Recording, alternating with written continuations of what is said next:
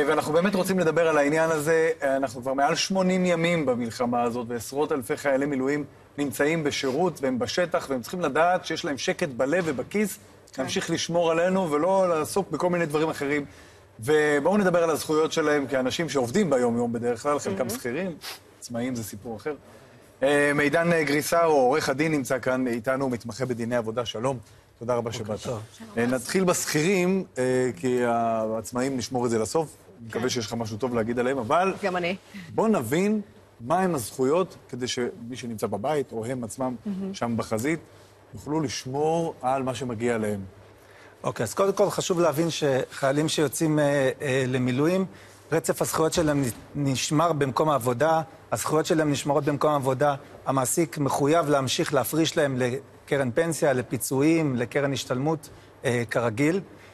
חל איסור, והאיסור הוא מוחלט, לפטר חיילי מילואים בתקופת המילואים. זאת אומרת, מי שקיבל צו 8 אסור לפטר אותו. מי שקיבל צו 8 אסור לפטר אותו בתקופת המילואים, והוא גם מוגן בתקופה של 30 ימים אחרי שהוא סיים את המילואים. האיסור הוא מוחלט. אם מעסיק מעוניין לפטר, הוא צריך לפנות לוועדת התעסוקה ולקבל היתר. ההיתרים שניתנים על ידי ועדת התעסוקה ניתנים ממש במשורה, ובמקרים ממש חריגים ונדירים. גם שזה כל כך הרבה זמן? גם שזה כל כך הרבה זמן. עסק יגיד, בן אדם, אני צריך עובדים, אני לא... עכשיו תיקח לי אותו עד אפריל. זה הגנה שהחוק נותן לחיילי המילואים שתורמים ונותנים... גם אם זה הרבה זמן הם מוגנים באותה מידה. אכן. כן, אבל אנחנו מדברים רק על 30 יום אחרי שהם חוזרים. נכון. כן, אבל לאורך כל תקופת המילואים. היה גם דיבור, היה דיבור אולי שיעריכו את זה ל-90 יום וכאלה, אבל בפועל לא יעשו את הדבר הזה. חבל, כי אני רוצה להגיד שזה די נדרש, יותר מ-30 יום. זה לא כל כך הרבה 30 יום. מסכים, אבל זה כרגע המצב החקיקתי היום. אם הוא ישתנה, אז המעסיקים יצטרכו לדאוג בהתאם. אז כמו שאמרנו, חל איסור לפטר את העובדים האלה. עוד נקודה חשובה שלא הרבה יודעים, בן או בת זוג של חייל שנמצא במילואים, שעובד במשרה מלאה, ויש להם ילד מתחת לגיל 13, זכאי לעבוד שעה פחות ביום בתשלום, למשך תקופת המילואים. אי אפשר לנצל את השעה הזאת במקביל לשעת הורות, מי שמנצל את שעת הורות, אבל זו הטבה שניתנת לאוכלוסיות האלה. זאת אומרת, אין גם וגם. אין גם וגם. נכון עכשיו, הכל יכול להשתנות בהמשך. מי שהיה במילואים, איך הוא מקבל את השכר? איך זה עובד? אז עובד שכיר שנמצא במילואים אמור לקבל מהמעסיק שלו את השכר הרגיל שלו, שהוא אמור לקבל באופן השוטף, בזמן שהוא אמור לקבל את השכר הקבוע, לא אמור להיות שינוי. יכול להיות שהמעסיק יקבל אפילו סכום גבוה יותר מהשכר החודשי הרגיל של העובד.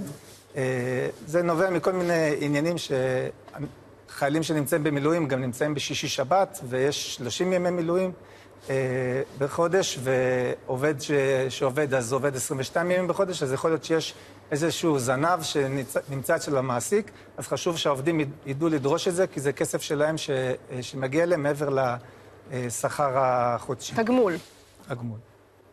אוקיי, בואו נדבר על עוד זכויות שקיימות, אם בכלל, לא לפטר זה דבר אחד, אבל האם אפשר לפגוע, להוריד בדרגה, לשנות פוזיציה, מישהו החליף אותך, אתה חוזר למקום אחר, וכדומה. שאלה מצוינת.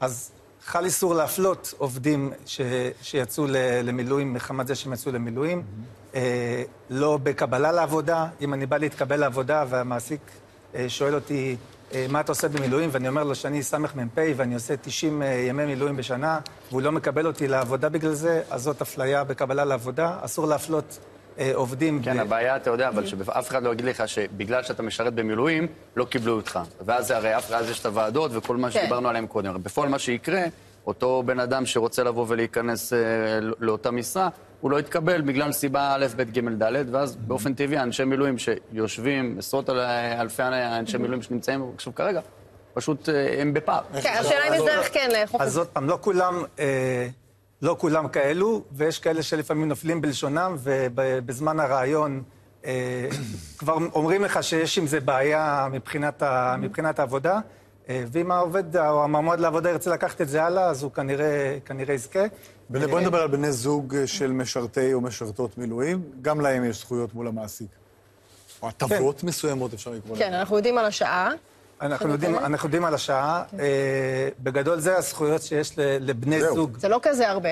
לא כזה הרבה, אבל זה גם משהו בימים אלו. ויש איזשהו נוהל, או שמבחינתם אומרים למעסיק שבן... צריך להודיע למעסיק. עוד פעם, התנאי הוא שהבן או בת הזוג עובדים במשרה מלאה ויש להם ילד קטין מתחת לגיל 13. צריך פשוט לעדכן את המעסיק, ואפשר לצאת שעה קודם ולקבל עליה תשלום. עצמאים, אין להם מעסיק, הם המעסיקים של עצמם. נכון. יש להם זכויות? לא, הם אמורים לקבל כסף מביטוח לאומי על המילואים. אומרים תהילים? זה בגדול. לא, הם מקבלים כסף מביטוח לאומי. הם מקבלים כסף ביטוח לאומי, החישוב שלהם הוא קצת שונה. ביטוח לאומי עושה חישוב לגבי ממוצע של משכורות אחרונות, ויש עסקים שנפגעו כי הם התחילו רק את העסק עכשיו. יש עם זה הרבה מאוד... תוך כמה זמן הכסף נכנס?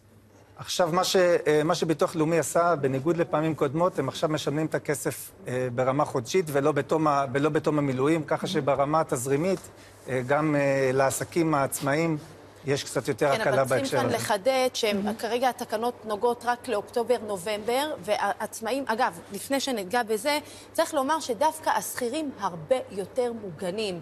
הבעיה... כן, ברור לנו שהם יותר מוגנים. ונחדד שלא צריכים גם לבקש, לגבי ההפרשות האלה של הצבא מעבר למשכורת, המעביד מחויב להעביר את זה לשכר של העובדים. אבל מי שנפגע פה הכי קשה זה העצמאים. ראינו את זה אתמול, את יודעת, גם אם מקבלים את השכר מהצבא, תחשבו שזה עסקים שפשוט חדלו מלעבוד, וכל ההוצאות השוטפות שלהם נמשכות כרגיל, והם לא מקבלים את הפיצויים, גם של אוקטובר-נובמבר, חלקם עדיין לא קיבלו.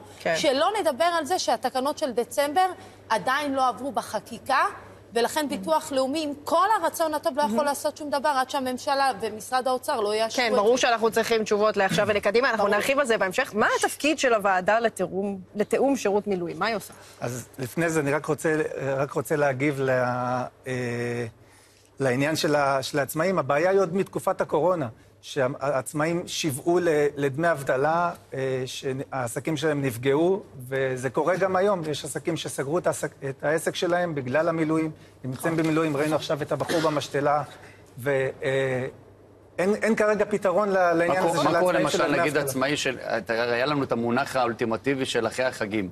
מה קורה אם במקרה כזה? זאת אומרת, על עצמי שהיה אמור לפתוח חוזה כזה או אחר אחרי החגים, וזו ההכנסה שהוא לא מקבל אותה, מה הוא עושה במקרה כזה? שאלה קצרה בבקשה.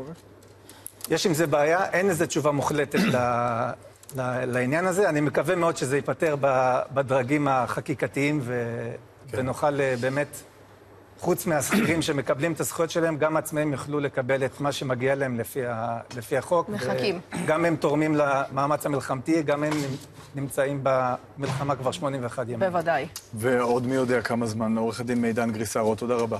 תודה. תודה.